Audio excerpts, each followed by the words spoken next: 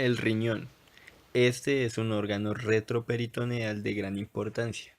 Esto se debe a que mantiene un equilibrio hidroelectrolítico favoreciendo la homeostasis, regula la presión sanguínea y excreta toxinas.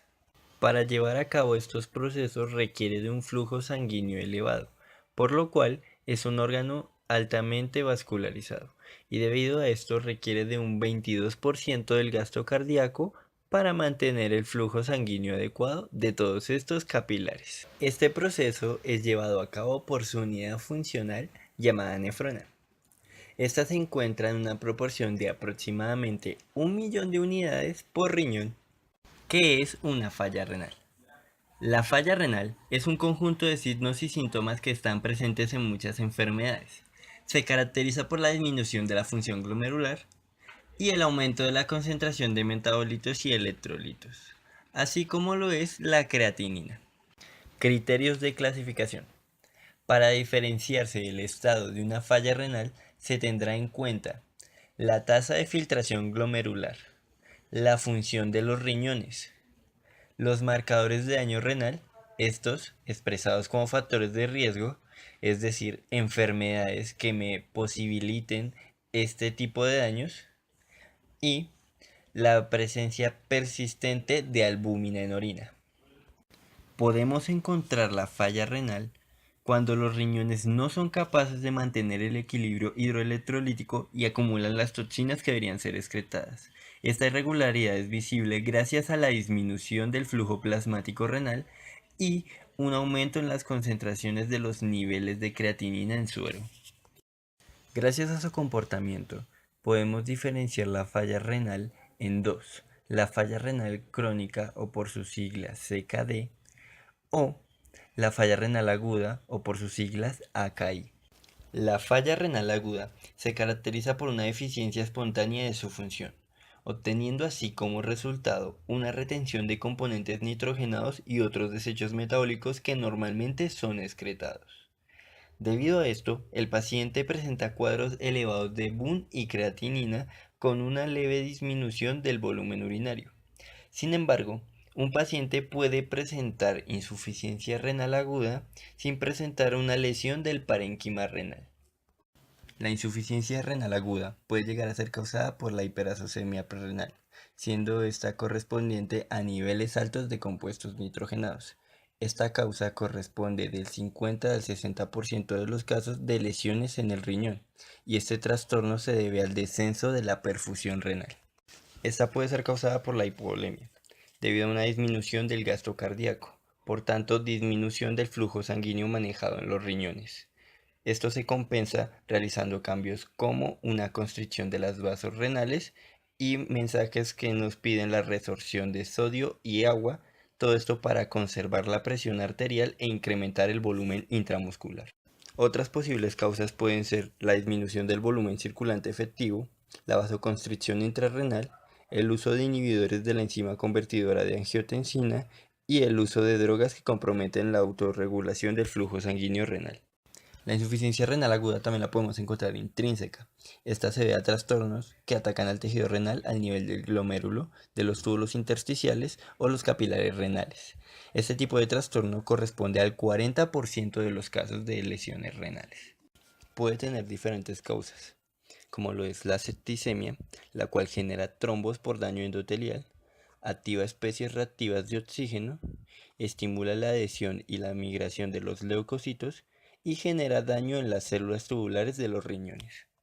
Como otra causa encontramos la isquemia, debido a que ésta daña el flujo sanguíneo adecuado que necesitan estos capilares renales, produciendo así una insuficiencia. El problema radica en que este órgano es susceptible a daños isquémicos por factores lesivos, compuestos tóxicos para la nefrona, fármacos que alteran el diámetro de los vasos e inflamaciones sistémicas.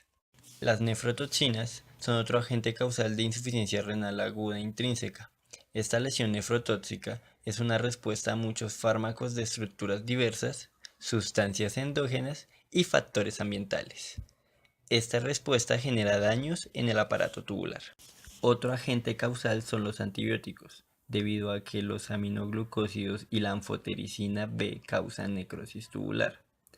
La insuficiencia renal aguda no oligúrica acompaña del 10 al 30% de los ciclos base de antibiótico. La insuficiencia renal aguda puede ser causada por factores porrenales. Estos factores producen una obstrucción urinaria evitando el paso del producto de desecho a cualquier estructura del tracto urinario. Por tanto, este trastorno tiende a afectar con mayor incidencia a la población que padece una enfermedad de la próstata o cáncer de pelvis.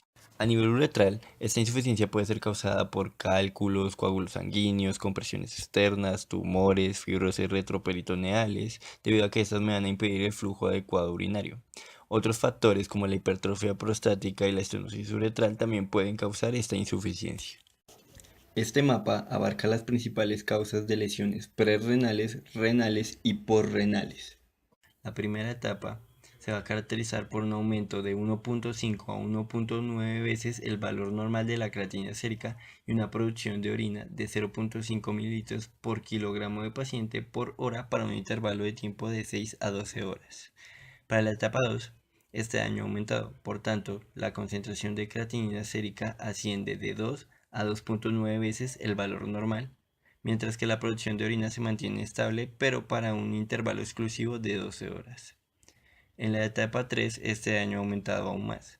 Por tanto, la concentración de creatinina sérica aumenta hasta 3 veces el valor normal, mientras que la producción de orina desciende a 0.3 mililitros por kilogramo de paciente por hora para un intervalo de tiempo de 24 horas o puede llegar a provocar anuria para un intervalo de tiempo de 12 horas.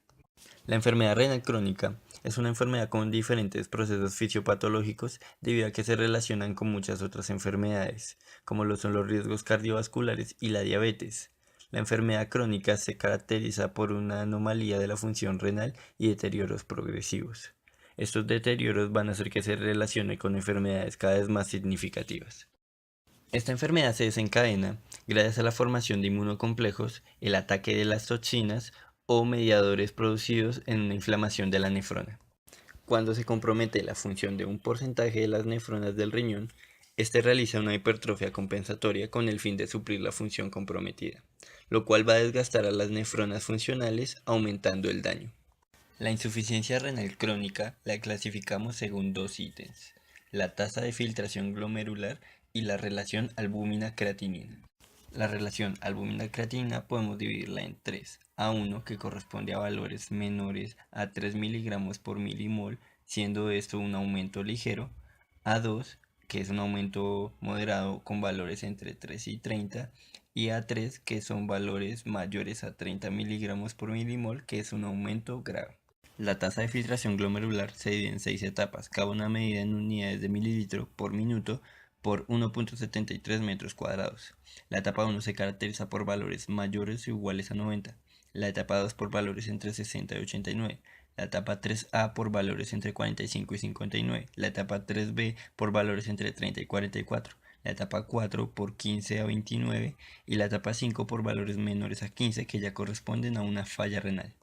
A su vez, estas etapas se pueden dividir en dos grupos: el intervalo de 3 a 5, que están definidos por una tasa de filtración glomerular menor a 60 mililitros por minuto por 1.73 metros cuadrados, con o sin marcadores de daño renal en por lo menos 2 ocasiones en 90 días, y el intervalo de 1 a 2, que presentan marcadores de daño como la albúmina, anomalías de sedimento de orina, electrolitos y trastornos tubulares, histológicos, estructurales o un trasplante de riñón.